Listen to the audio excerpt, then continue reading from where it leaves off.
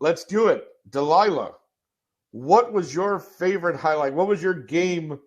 I mean, again, I thought they were all good, but what was your game of the weekend? What did what was your observation from this past week? Besides the obvious, right, where Chiefs and Bills, right, balled out, I know, because I think everybody was excited because that was like the last game and it was just so good, right, that's all we could think of. But I actually am also like the Bengals game, right? I thought that Joey B, again, I agree that their O-line is sketchy, but for a man that got sacked 9 times to still have over 300 yards, keep his cool, and get his players where they needed to be so they could kick those field goals, right, and make those, make the plays that they needed to play to win.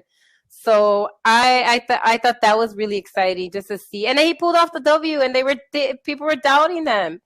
They didn't think that, and he said it too, right? He was like, yeah, everybody causes the underdogs. And even though we win, right? We went through perseverance. We're still the underdogs.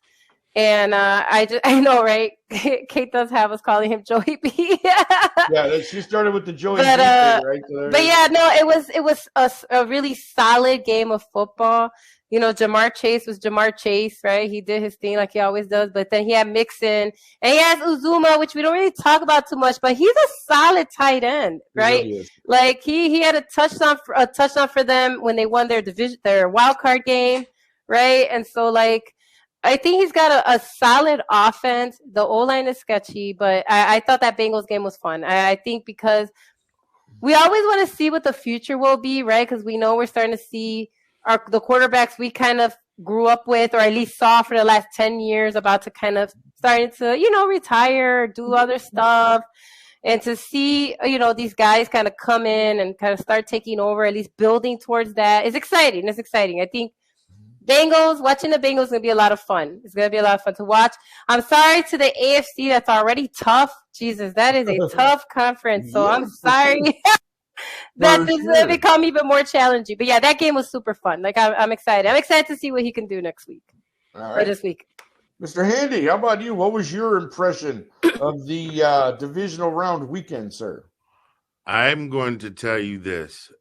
And Delilah already mentioned it. Any man that gets sacked 9 times and get up and keep playing, that's heart. Yeah. That is nothing but heart, guts, and determination. My pop's college football coach, my father also played football at Savannah State. 30 years before the dawn of Shannon Sharp. But my father's college coach had a son, and he and I played little league together all through middle school. Now, he wasn't our coach, but he always would come out and talk to us and stuff like when we were on the sidelines. He had a thing called suck up a gut.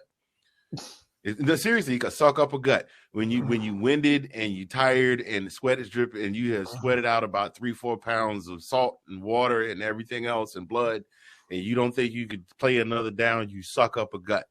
And that's what Joey B did on Sunday. He sucked up a gut, a kidney, a pinky toe. I mean, this man was like Robert Patrick as the T-1000. He was getting hit with shotgun shells, and he just kept coming. So that game, but the game for me, and I don't know if we're going to break this down all the way around the horn, but the game for me was that Bills-Chiefs game. Oh, yeah. I don't know if it was just that the defenses were gassed or if the offenses were just that potent, but, I mean, we already know the greatness of Patrick Mahomes. He's already got a ring, and we've already seen what the massive piece of magic can do. That's another phrase that I think that we were given that we're going to keep using. But that boy, Josh Allen, like everything, Pat, it was almost like Annie, get your gun. Everything you can do, I can do better. I'm going to throw a touchdown. Oprah, you get a touchdown. You get a touchdown. Everybody gets touchdowns. It was absolutely, it was something to watch. Like I was like, I'm sitting at home like, I love it. There's no way they'll get. Oh my God, they got a touchdown. Yeah. Oh my God, they got a 2-point conversion. I said, oh my God, like 17 times. Right, that was crazy. I mean, it sounded like a real good date. Oh my God, oh my God, oh my God, oh my God. You know, By the way, nice comparison. I don't know if I don't know if people got that one. There might be too many youngins watching. Oh no, I caught it. Which one was that? Annie gets your gun. I did that musical my sophomore year of high school. Yeah.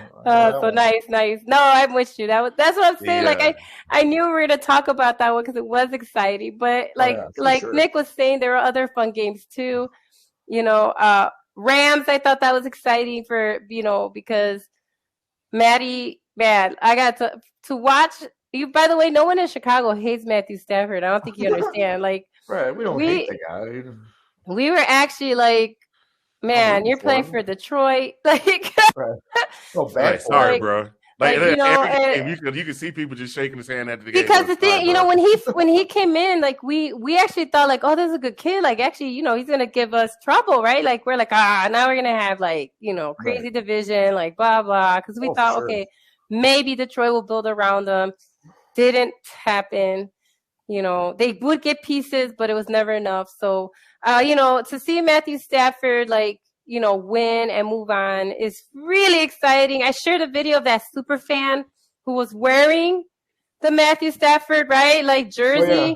And he was like, he couldn't contain himself. Right. And so like, there's a joke going around that they think that Detroit fans are more excited for the Rams than the Rams fans. The Rams are, right, exactly. Because it's just, it's fun to see. And then, like, Cooper Kupp, like, man, that's my MVP. I've said it for the longest time. Beast mode. And, boom. He fumbled that one right which is rare. By the way, no, very rare. But what did he do the next time? Boom, made two major plays that got them to the field goal range, right? So all I'm saying is that exactly that was hard fought, by the way, because it wasn't like it didn't get dicey there. Because Tom Brady's gonna Tom Brady, we know that. Right. No one in the chat, by the way, was like, "Oh, the Rams got this," because we know. Right.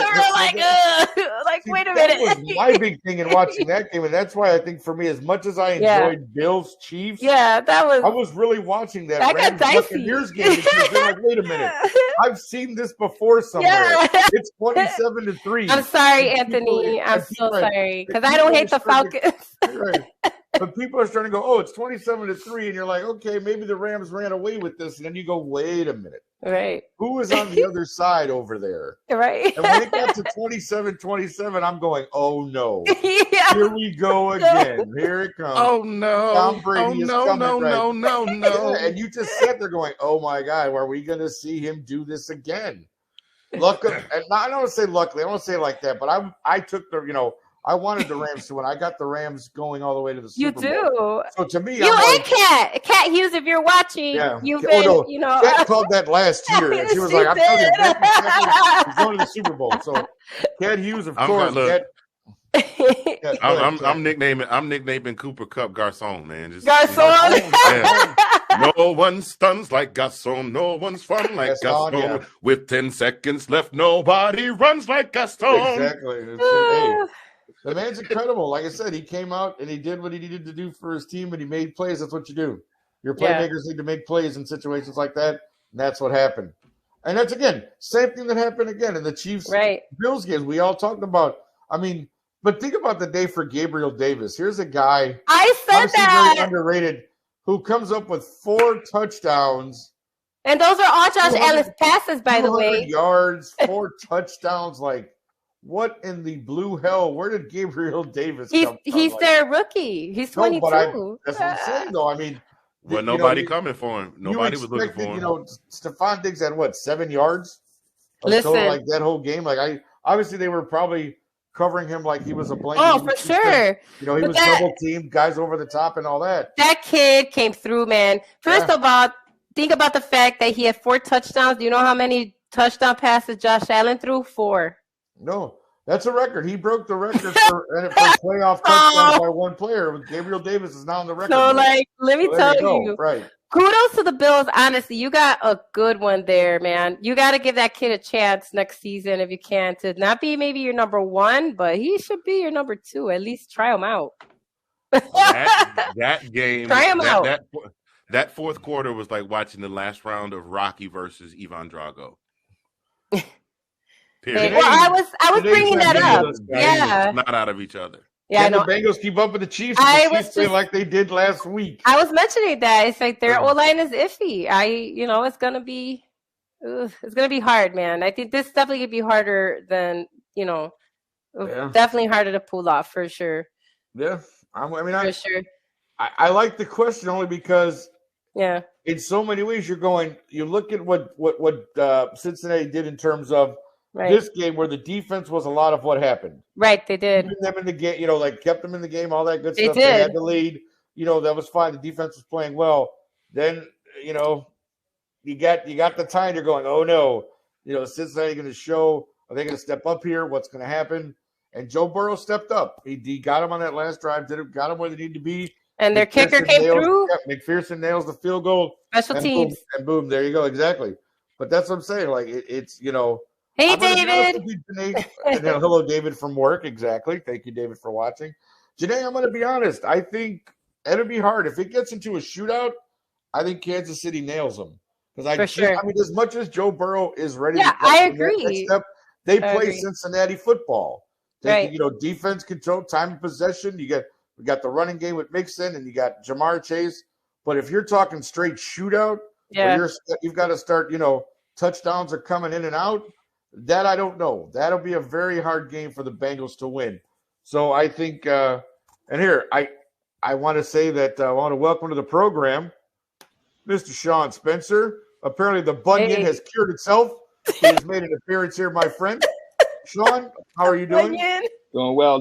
What's up, guys? Yeah, buddy. Sir. We appreciate seeing you. Well, let me ask you, Sean, since you're coming in right on where we are here, we're talking about, of course, these past weekend's games. What was your impression of the past weekend?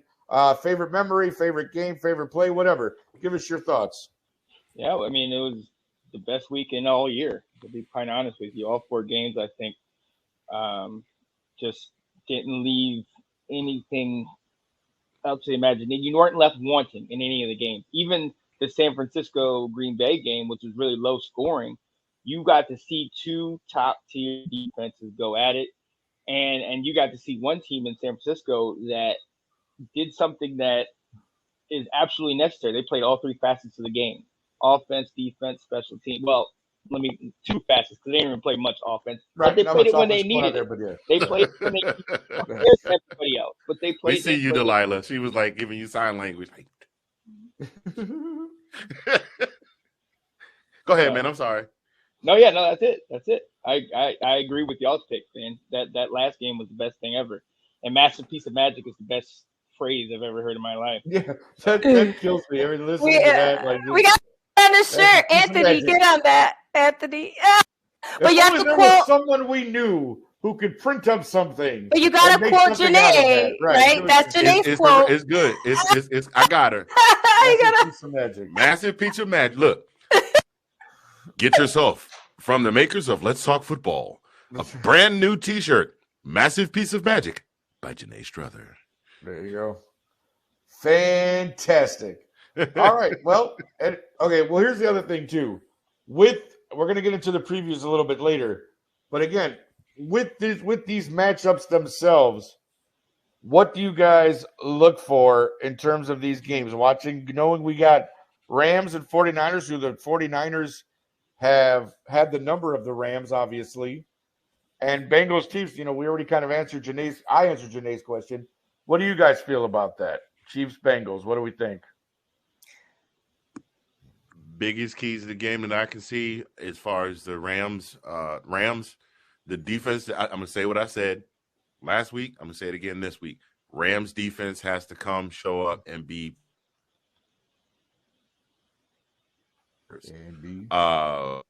Jimmy G's not a bad quarterback, but Jimmy G can be shook and rattled. Deebo Samuel, you got to make sure that you do your best to whatever you can do to contain Deebo Samuel, because do you think you're winning and then Deebo will roll up and be like, what y'all got on my NFC championship? And then the next thing you know, the game's out of control. And then as far as the Bengals and the Chiefs, I don't know, man. I mean, that you can play all the defense you want, but if your offense is getting beat up, I mean, if Joe Burrow got sacked 9 times by the Chiefs defense is going to be coming for his head. Does anybody know anything about Tyrann Mathieu? Is he going to be Well, he's obviously in concussion protocol. I don't think we've heard anything yet about how he's doing, but that's a serious, as we all know, that's a serious thing, and it's hard to come back in a week from that sort of thing. Nick Bosa did. Well, yeah, he did. I'm just gonna. I'm with you. He played right. Obviously, he did. I wonder how smart that was on Bosa's part. Just saying. Right, I know. I'm just saying, though. We've seen it happen, so that's all I'm sure. So there's possibility, of course. Yeah. Sean, what do you think?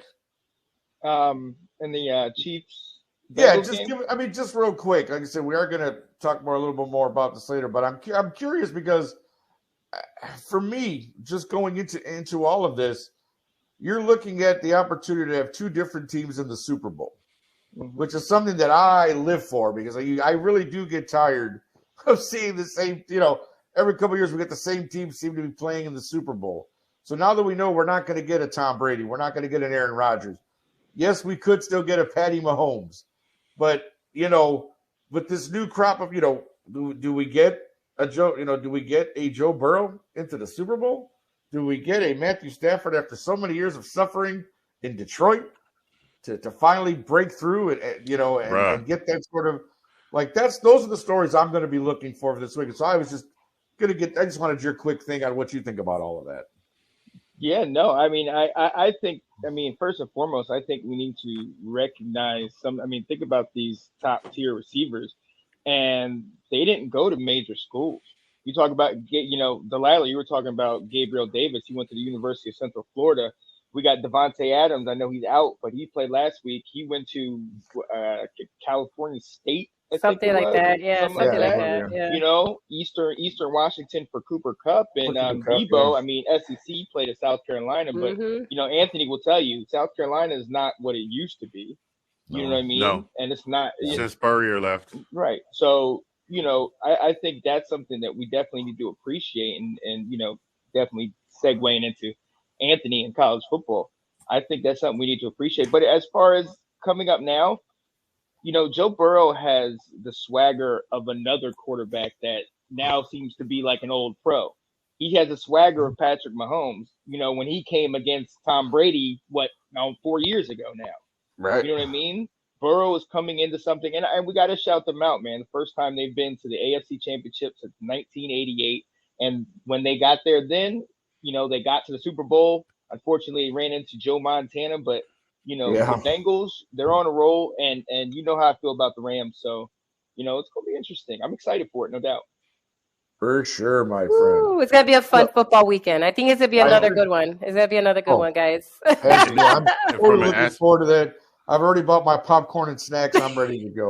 Don't forget the parachute pants. Yeah, get your parachute pants. Don't forget the parachute pants. Hey, I'm a big boy. All my pants shameless are movie plug. Pads. That's right. One of the things that kind of run across my mind. Yes, go ahead. As season for me, Matthew Stafford versus Joe Burrow in the Super Bowl. LSU versus UGA. Georgia. There you go. Oh man. I think either way it would be a great game. It's just, that would just be another SEC connect, because everybody lost their minds and their heads started spinning. We're like, oh my God, we got another SEC national championship. So hey man, whatever works and whatever makes great TV. I want to see some good football. All the college people are going to be excited if that happens. Oh yeah. No, not all. Well, not everybody. Not sorry, all the college people. Right. Sorry, you won't be as happy. In the Big 12 and the Big 10 are tired of seeing the SEC. I tell you what, though, here's a side note. Nothing to do with the games, but just the facet of it. I don't like to talk bad about people. I really don't. But I don't know if you all saw a video where a certain person in a bright yellow Big Bird coat sprayed everybody from their executive suite with champagne. And then got blasted on social media and turned around and said, I don't know why I just can't do what I want. And meanwhile, her little brother-in-law was twerking over in the end zone somewhere. I don't know.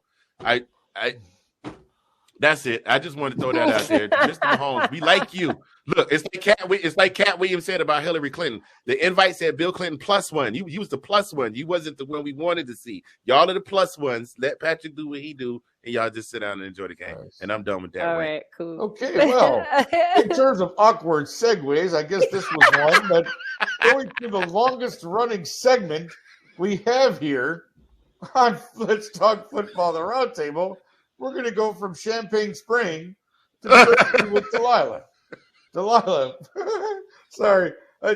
Ladies and gentlemen, if you don't know, the reason why I laugh, and I don't mean to laugh like so hard, but Mr. Handy has a great way of just bringing stuff up